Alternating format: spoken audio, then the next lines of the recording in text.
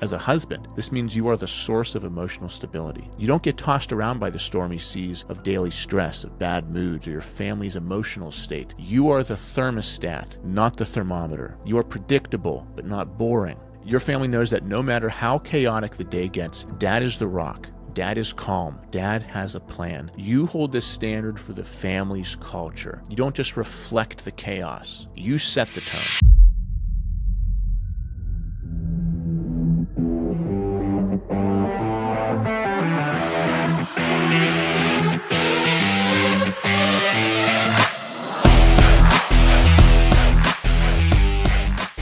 In our last episode, we talked about the leadership vacuum that creates a chaotic normal in your home. This is when a man abdicates his role, the home starts to default to chaos. But what happens to his marriage? It defaults to something just as dangerous. That is the roommate phase. You know this phase. You live in the same house, you sleep in the same bed, but you feel like you're a million miles apart. The conversations are 99% logistics. Who's picking up the kids? What's for dinner? Did you pay that bill? You are business partners in the enterprise of your family, but the intimacy is gone.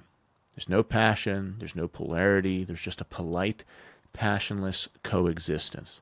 It's not overly hostile, which is why it's so insidious. It's a quiet, comfortable hell, and the silence is deafening. A lot of you are listening right now, and you just felt that in your gut. You know exactly what I'm talking about. And you've probably been telling yourself, this is just what happens when you have kids and a mortgage. But I'm here to tell you that's a lie. It's not inevitable. It is a choice. I had phases of my marriage that were like this. We had a roommate phase, and it always coincided with us having a lack of self-discipline. The same phase of life where I lost my habits was the same phase of life that we became roommates.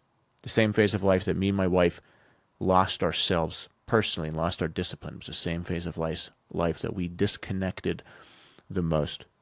We weren't as intimate as we used to be. We did go months without being intimate. And I talk to guys who come into my program, Men of Fire, and many of them will be extremely open and honest with me, which is why they're able to change. They drop the ego, they're open and honest, and they say, yeah, we haven't been intimate for 6 months, some of them multiple years, or we're sleeping in separate bedrooms. And this is what they want desperately to change. They don't want to go years or decades or till the last day of their life being roommates with somebody and lacking that unbelievable passion and joy and laughter and flirtation that's possible. One of the things we do in our program, it's mandatory, is every single day, whether you feel like it or not, you must send your wife a flirtatious text, note, something, so that you are intentionally making sure you are building the passion in relationship. Because years can go by. You can be working hard on your business and on your career, on many other things, and just taking for granted the person who promised their life to you. She promised her life to nobody else in the world but you. Billions of options. She chose you. When she was a little girl, she imagined a knight in shining armor to come rescue her. Are you being that guy?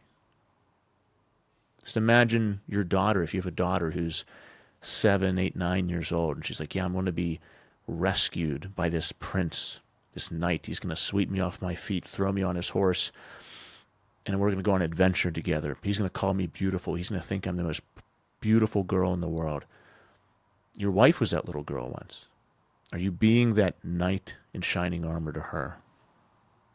These are the things we talk about in Men of Fire. These are the things that I talk about with Rising Fathers, so that we can shift our perspective and then replace our habits and then create systems and actually improve our life. It's not enough to blindly want to be better. You must have a plan. You must be intentional, and you must act every single day. And it helps to be surrounded by people who are doing the same thing. So let's talk about how a marriage gets there.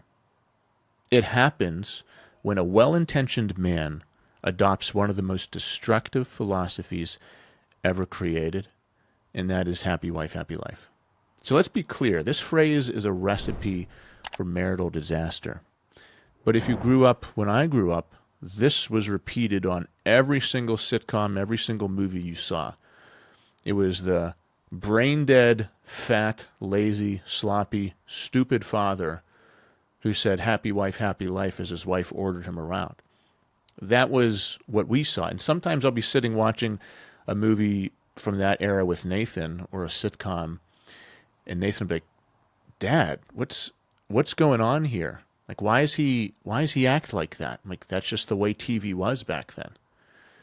But it is the philosophy of a weak man who has outsourced his leadership. It turns a husband into a people pleaser. He avoids conflict. He outsources decisions.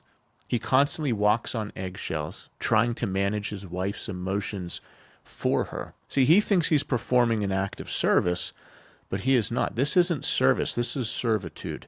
In our program in Rising Father, we talk all the time about acts of service. We don't talk about acts of servitude. If you've ever read Jocko Willink's book, I think it's called Complete Ownership, he talks about the leader is the one who's scrubbing the toilets. The leader is the one who's the first to get up, the last to leave. Those are what I call acts of service. If you believe you are the leader of the home, this is what you do for your home. So for us, this is what we ingrain so we can become that selfless leader, that giver of joy and energy to our family. We make sure every single day we are doing acts of service, acts of leadership, you could call it, which means we are leading and serving and giving without asking for anything in return. This is not the same as being told what to do and saying okay and running with your tail between your legs, which I have seen recently many, many times with couples that I know very well, is a husband who is told what to do, and their relationship is such where when he's around his wife, he says, yes, ma'am, happy wife, happy life. When he's not around her, it's a totally different person. This is you becoming a weak chameleon to make somebody happy when you're just crushing yourself. And I think, what kind of model am I giving my daughter and my son? So there's massive, massive consequences to living like this. Because what does servitude breed? It breeds contempt. It breeds resentment. If you know couples like this, or maybe you are in a man or a woman in a couple like this, there's not much joy. There's not much laughter. There's a really weird, tense, cold energy where both people are watching the other person and no one's really free to be themselves. There's a lot of nervous laughter that happens in these kind of couples because everyone is constantly walking on eggshells because the dynamic between the husband and wife is completely off. It's a scared man and a woman who's telling him what to do, but he is allowing it to happen. A woman then breeds contempt and resentment and does not want that. And you might say to yourself, yeah, but whenever I try to stick up for myself, whenever my wife gets mad at me, that is your test. That is what you have grown in her. She doesn't respect you in that state.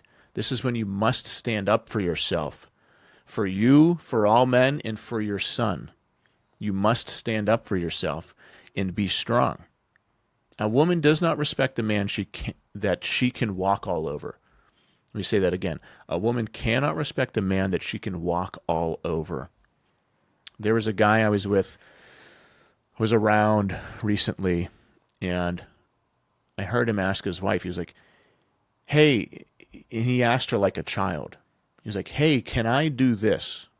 Which I don't know why you would ever ask your wife that. Can I do something? It's like what my son asks me or what my son asks his mother. But he asked his wife this. He was like, hey, can I? And she said, didn't even look up, just said no. And he was like, okay. That's what I'm talking about. That is servitude. And then here's what happens. She cannot be sexually attracted to a man who does not have a backbone. She doesn't want a servant. She wants a partner. By trying to make her happy at all costs, you have made yourself weak. And in doing so, you have destroyed the very polarity and attraction your marriage was built on. I've had some unbelievable calls with guys who have this kind of relationship with their wives, but they are held frozen in a cage of fear and weakness. They want desperately to change, but they have no authority over their life. And that's it. So they can't change. They couldn't join a program or invest in themselves if they wanted to. There was a guy I've talked about on a previous podcast, I think it was like a year ago, so I'll repeat the story. Had a call with him. He told me 30 minutes into our call that he's not allowed out of his bed until his wife lets him. I was like, what? Why didn't you tell me that in minute one? Then he told me that he has a $50 spending limit from his wife. And he's like, yeah, we're all over social media. My wife's kind of like a mini influencer. And if you look at our lives, it looks like we're the best family in the world. But he's like, things are hell, actually. Like she forces us to pose in pictures and smile. And he's like, but he's terrified of her. He's like, I've tried to confront her on these things before, but she's threatened divorce and threatened to pull the kids out of the house. There are guys living in relationships like that. So for this man, your option is to stand up for yourself so that the rest of your life can have some semblance of dignity and purpose, or you live the rest of your life in servitude and breed another son who lives in servitude as well. And you breed a daughter who takes on the toxic cycles and behaviors of the mother. And you are breeding a son who's taking on your toxic cycles and behaviors of the father. So you need to identify this as you and protect yourself at all costs. So if you are this guy, or you know this guy, he thinks he's doing everything he can do to be a nice guy. He's a Mr. Nice Guy. You ever read that book, Mr. Nice Guy? No More Mr. Nice Guy? It is that guy. He's doing everything he can to keep the peace, and in doing so, he's killing himself. He is creating the roommate phase. That Mr. Nice Guy is also the guy who hasn't had sex in 2 years. That Mr. Nice Guy is also the one who talks shit on his wife to his buddies and is terrified. That Mr. Nice Guy is also the guy who cheats on his wife because he has no intimacy and is desperate for it. But when he's with his wife, he'll slam other guys and he'll say, I'm a nice guy, not like those guys. And he will morph into this people-pleasing chameleon in front of his wife. But when he's not around her, he's talking shit. His wife resents him, contempt, not attracted. She does not want a man who she can step on. Remember last episode, I talked about that young girl. I think it was last episode or maybe early in this episode. That young 7, 8, 9-year-old girl who wanted a strong prince, a knight in shining armor to sweep her off her feet and lift her up. That's what she wants, a dependable leader. She doesn't want a serf. She doesn't want a servant. That's not what she dreamed about. So if the path of the servant leads to the roommate phase, what is the alternative? If you are not a people pleaser, what are you? The rising father standard is not the servant. It is the lighthouse. Think about what a lighthouse actually does. It does not chase after ships, begging them to come to shore. It does not dim its light or change its position based on the weather. It doesn't flicker in a storm or shut down when the seas get rough. A lighthouse does one thing. It stands firm. It is built on rock. It holds a high, unwavering standard, and it shines a constant, predictable, powerful light, allowing the entire fleet to navigate safely through the chaos. As a husband, this means you are the source of emotional stability. You don't get tossed around by the stormy seas of daily stress, of bad moods, or your family's emotional state. You are the thermostat, not the thermometer. You are predictable, but not boring. Your family knows that no matter how chaotic the day gets, Dad is the rock. Dad is calm. Dad has a plan. You hold the standard for the family's culture. You don't just reflect the chaos. You set the tone. So I'll be honest, some men are going to hear this and think it sounds selfish. They're going to say, so I'm just supposed to stand there and be a rock and not care about what my wife wants? That is a complete misunderstanding of what real service is. Remember, servitude is weakness. It's trying to manage her emotions for her.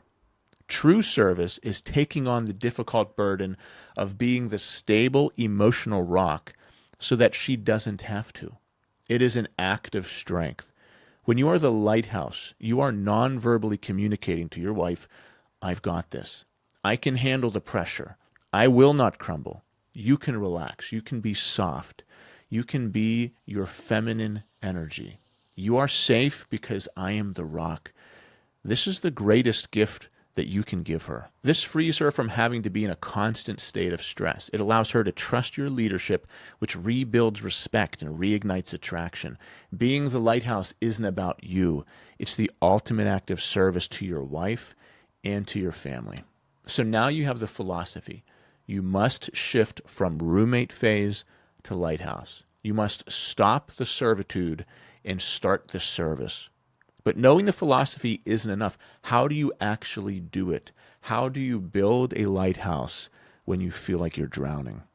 It's not about trying harder. It's about having a plan. In our final episode of this 3-part series, we're going to give you that plan. We're going to give you the practical step-by-step blueprint for how to forge the unwavering presence of a true leader at home.